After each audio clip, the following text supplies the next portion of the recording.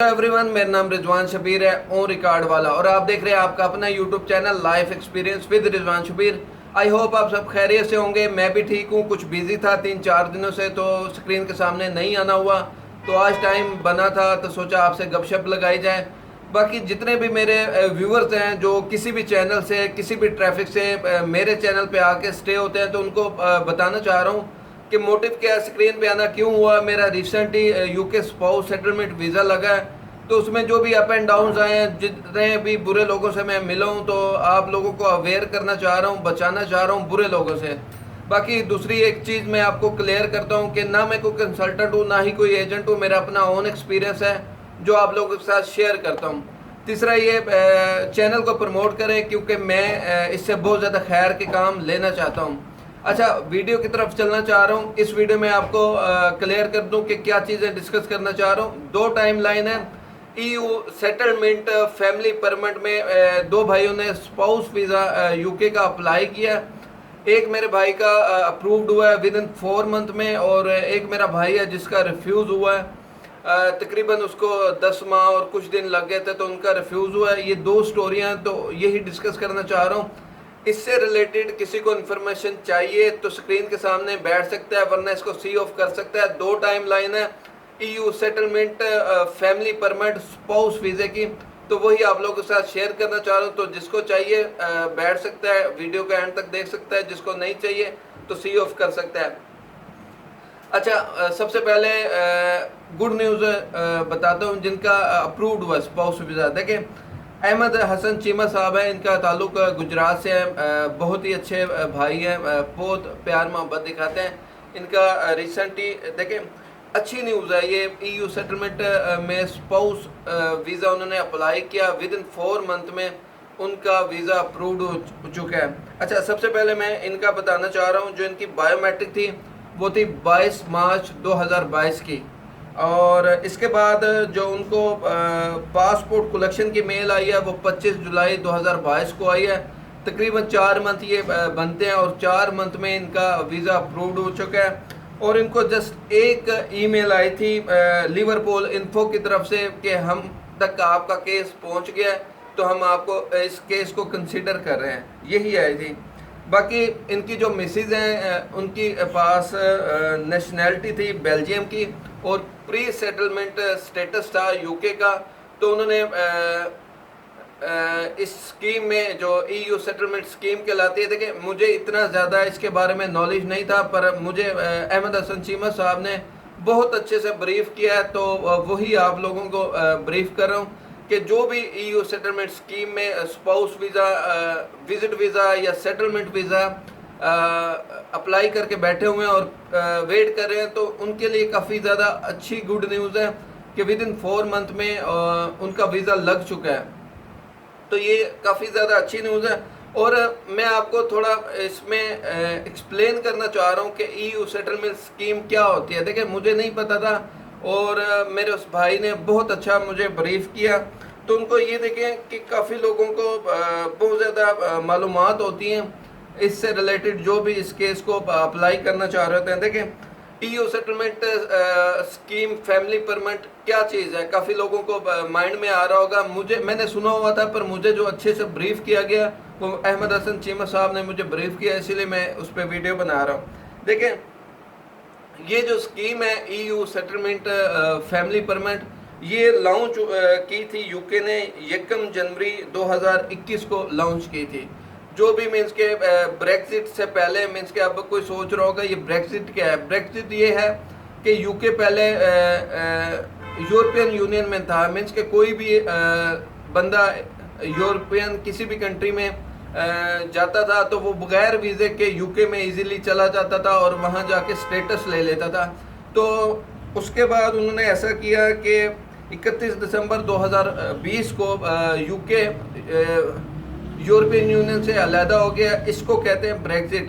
तो उसके बाद, उससे पहले जो भी यूरोपियन नेशनल था, जिसके पास यूरोपियन नेशनैलिटी थी, तो वो ब्रेक्सिट से पहले वो आके सेटल हो गया यूके में, और वहाँ का प्री सेटलमेंट स्टेटस ले लिया, वहाँ की नेशनैलिटी ले ली, और वहाँ की सिटीजनशिप ले ली।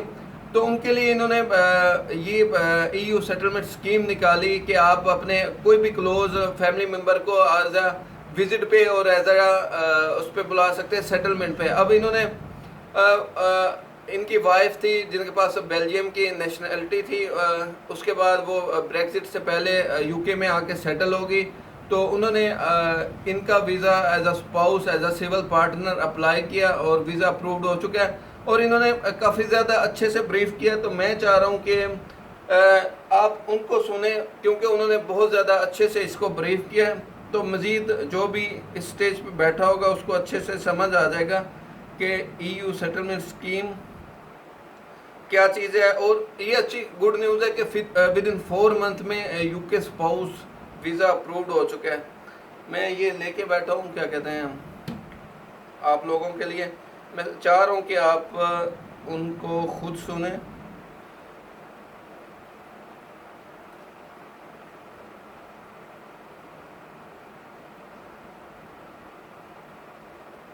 रिजवान भाई, क्या हाल चाल है? ठीक ठाक हैं? जी रिजवान भाई, मैं आज सुबह गया था वीज़ा एप्लीकेशन सेंटर लाहौर में और अल्हम्दुलिल्लाह मेरा वीज़ा जो है वो लग गया EU settlement scheme family permit का, ठीक है। और मैंने बायोमेट्रिक करवाई थी 22 मार्च 2022 को और 25 जुलाई को मुझे यानी कल मुझे मेल आई है कि आपका पासपोर्ट रेडी है, तो आके रिसीव कर लें। तो आज मैं सुबह गया हूँ और मैंने जाके अपना पासपोर्ट कलेक्ट किया है और अल्हम्दुलिल्लाह मेरा वीज़ा लगा हुआ था। तो कोई मुझे मेल नहीं आई, बस एक मेल आई थी मुझे लिवरपूल वीज़ा इन्फो की तरफ से कि भाई आपके डॉक्यूमेंट्स जो है ना वो क्लियरेंस ऑफिसर तक पहुँच गए हैं, ठीक है, और इंशाल्लाह आपको जो भी डिसीजन है वो एज सुन एज पॉसिबल आपको दे दिया जाएगा। वो मुझे मेल आई थी 18 अप्रैल को, 22 को मैंने मार्च को करवाई थी बायोमेट्रिक और 18 अप्रैल को वो मुझे मेल आई थी। उसके बाद मुझे कोई मेल नहीं आई 3 माह, ठीक है। और अब मुझे 25 जुलाई को ये मेल आई थी कि आपका पासपोर्ट रेडी है, ठीक है, कलेक्शन के लिए आप आके रिसीव कर लें। तो आज फिर मैं जाके अपना पासपोर्ट ले आया, तो अल्हम्दुलिल्लाह मेरा वीज़ा लगा हुआ था। स्पॉन्सर किया था और मेरा जो था ना वीज़ा, जी मेरी वाइफ ने जो है वो मुझे स्पॉन्सर किया था और मेरा जो था ना वीज़ा बेसिकली जो कैटेगरी थी, वीज़ा कैटेगरी वो थी EU settlement scheme family permit, ठीक है। उसमें ये था कि मेरी वाइफ के पास जो है ना वो बेल्जियम की नेशनैलिटी है, लेकिन वो ब्रेक्जिट से पहले जो ना वो इंग्लैंड में जो है वो सेट थी और उनको जो है ना वहाँ की सिटीज़न उनके पास ही सिटीजनशिप भी, और उनके पास जो है ना वो सेटल्ड स्टेटस था उनके पास, प्री सेटल्ड स्टेटस थी, प्री सेटल्ड स्टेटस, ठीक है, स्टेटस, ठीक है। तो वो ये था कि वो उन्होंने स्कीम के अंदर मेरा अप्लाई किया था और इस पूरे प्रोसेस के अंदर मेरे 4 मंथ्स मेरे लगे हैं, ठीक है। और जो मैं बात कहना चाहता हूँ वो ये है कि वीज़ा एप्लीकेशन सेंटर के अंदर वो आपको बहुत से जो ना वो आपसे लेते हैं, आपसे कहते हैं हमें हमारी सर्विस बाय कर लें ये वो, तो बिल्कुल भी सर्विस उनकी बाय ना करें, क्योंकि वो ना आपको टेक्स्ट करते हैं कि भाई आपके डॉक्यूमेंट्स चले गए हैं, आपके डॉक्यूमेंट्स पहुंच गए हैं, कुछ भी नहीं बताते आपको और आपसे पैसे रिचार्ज कर रहे थे, ठीक है।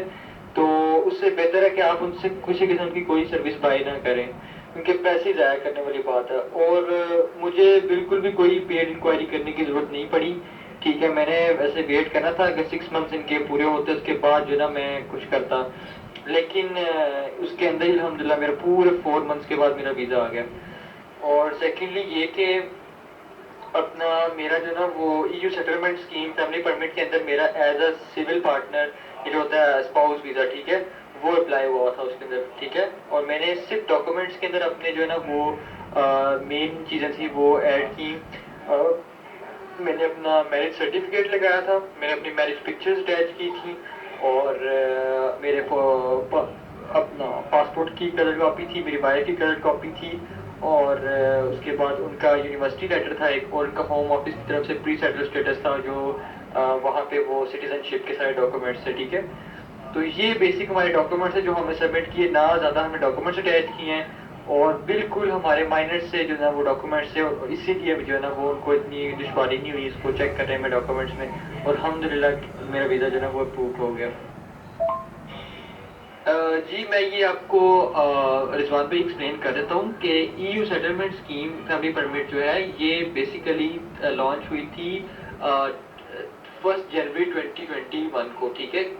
क्योंकि जो यूरोपियन यूनियन के जितने मतलब यूरोप से जो जो फैमिलीज जो जो इंग्लैंड शिफ्ट हो गए थे ना ब्रेग्जिट से पहले पहले, ब्रेग्जिट से मतलब ये कि जो इंग्लैंड था ना वो पहले यूरोपियन यूनियन में था और वो फिर 31 दिसंबर 2020 को यूरोपियन यूनियन से बाहर आ गया था, ठीक है। अब यूके एक अलहदा जो है ना वो हो चुका था बिल्कुल, तो वो यूरोपियन यूनियन के अंदर नहीं आता अब, ठीक है। तो उससे पहले पहले ब्रेग्जिट से पहले पहले जो यूरोप के बंदे जो इंग्लैंड शिफ्ट हो गए थे उनको राइट है इस स्कीम के अंदर, उनके लिए स्कीम बनाई गई थी कि वो जो है ना अपने फैमिली मेंबर में से जो अपना ब्रदर है, अपना कोई सिविल पार्टनर है, स्पाउस है, अपना कोई छोटा भाई बहन भाई है, या पेरेंट्स में से अपना कोई फादर इन लॉ है या कोई मदर इन लॉ है, उनमें से आप किसी को बुला सकते हैं इंग्लैंड, ठीक है। अपना सेटलमेंट के लिए बुला सकते हैं, विजिट के लिए बुला सकते हैं। तो ये स्कीम जो ना बेसिकली इसलिए बनाई गई थी उनके लिए। तो अभी भी ये सेटलमेंट ये स्कीम जो ना ये अभी चल रही है, इसके अंदर लोग अप्लाई कर रहे हैं। तो ये जो ना अभी कोई इसकी कोई लास्ट डेट नहीं है कि ये स्कीम कब खत्म होगी, लेकिन अब इसमें अप्लाई हो रहा है। तो मेरा बेसिकली इसी के अंदर अप्लाई इसलिए हुआ था कि मेरी जो वाइफ थी उनके पास बेल्जियम की नेशनैलिटी थी और वो शिफ्ट हुई थी यूरोपियन यूनियन से। जब इंग्लैंड ने बाहर होना था उससे पहले वो इंग्लैंड मूव कर गई हुई थी, उनके पास वहाँ की सिटीजनशिप है और वहाँ का प्री सेटल स्टेटस है उनके पास, ठीक है। इसलिए वो मुझे अप्लाई करके वो मुझे बुला सकती थी वहाँ से एज अ स्पाउस स्कीम के अंदर।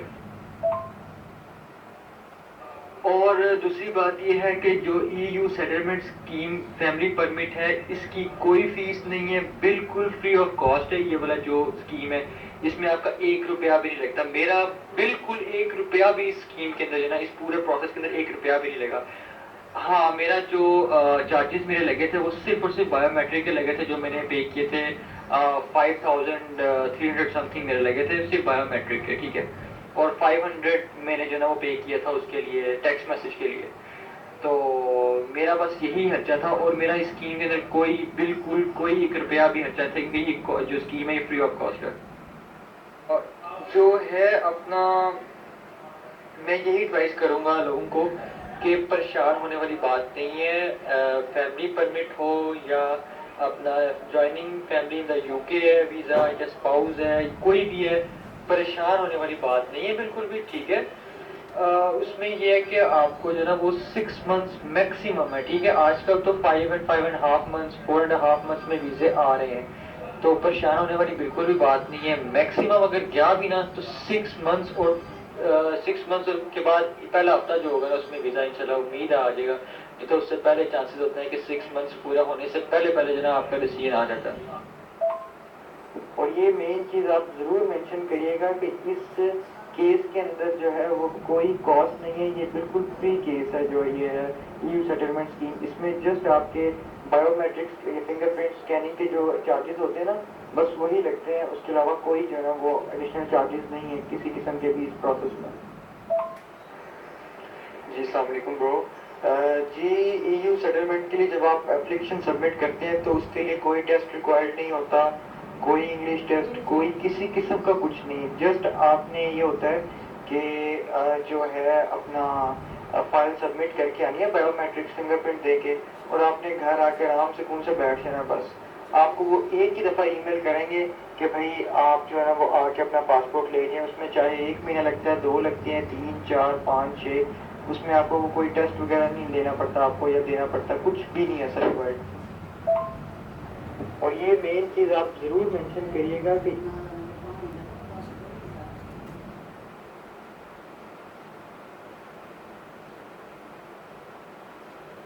जी, तो आपने सुन लिया होगा इसको, बहुत अच्छे से इन्होंने एक्सप्लेन किया हुआ था। तो मुझे लगा, क्योंकि मैं आपको बताना चाह रहा हूँ कुछ भी एडिट नहीं होता, कुछ भी झूठ नहीं होता मेरी वीडियोस में। मुझे ईयू सेटलमेंट का इतना ज़्यादा एक्सपीरियंस नहीं था, पर इन्होंने इतना ज़्यादा ब्रीफ कर दिया कि एटलीस्ट मुझे बहुत लोगों को भी पता चल गया होगा ईयू सेटलमेंट स्कीम के बारे में, काफ़ी ज़्यादा कॉन्सेप्ट क्लियर हो गया होगा जैसे कि मेरा हुआ है। देखिए अब ये आपने देख लिया। इसके बाद मैं अब एक दूसरे भाई का जिक्र करता हूँ। एक मेरे सब्सक्राइबर भाई हैं, इंतहाई शरीफ लोग हैं, इंतहाई शरीफ बंदे होते हैं। नहीं पता होता कि क्या चल रहा है, क्या करना है, बस वीज़ा अप्लाई करके बैठ जाते हैं। इसीलिए अवेयर करने के लिए आप लोगों को बैठा हूँ। अब ये मेरा भाई है, सब्सक्राइबर भाई है, नाम मुझे कंफर्म नहीं है, ना ही उनसे मैंने परमिशन ली। अब ये जो जद्दा में बैठे हुए हैं, वहाँ जॉब करते हैं। इनकी मिसेज वहीं यूके में EU सेटलमेंट स्कीम में इनका स्पाउस वीज़ा अप्लाई किया। उनकी जो बायोमेट्रिक थी 19 सितंबर 2021 की थी, और जो उनको पासपोर्ट कलेक्शन की ईमेल आई 25 जुलाई 2022 को आई है।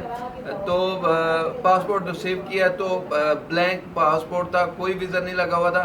और मज़े की बात है, इनको मुझे अभी नहीं कंफर्म है, क्योंकि इनको जो रिफ्यूज़ल लेटर इनका था, अब इन्होंने, मज़े की बात है, अब वकील पे आ रहा हूँ जो आप लोगों को अवेयर करने के लिए बैठा हूँ। देखें, इनका ताल्लुक जो पाकिस्तान से है वो शायद अटक से है, और इन्होंने जो वकील हायर किया वो था पिंडी का, और वो भी डायरेक्ट इनकी मुलाकात या 1-to-1 नहीं है वकील के साथ। इनका बीच में डला हुआ था जी कज़न, उन्होंने सारे मामलात किए। कुछ 4-1 लाख रुपया उन्होंने फ़ीस ली इनसे, और उन्होंने कहा जी अगर वीज़ा लग गया तो ये मेरे 4 लाख रुपया, अगर नहीं लगा तो आपको वापस कर दूंगा। खैर, बता रहे हैं कि पैसे तो उन्होंने वापस कर दिए। देखिए, मैं हमेशा आप लोगों को बताता रहता हूं कि ये वकील हजरात सबसे पहले आपको असेस करते हैं, आपकी जांच पड़ताल करते हैं कि आपके पास नॉलेज कितना है, उसी हिसाब से वो टीका लगाते हैं। यार, इतना भी कोई बंदा,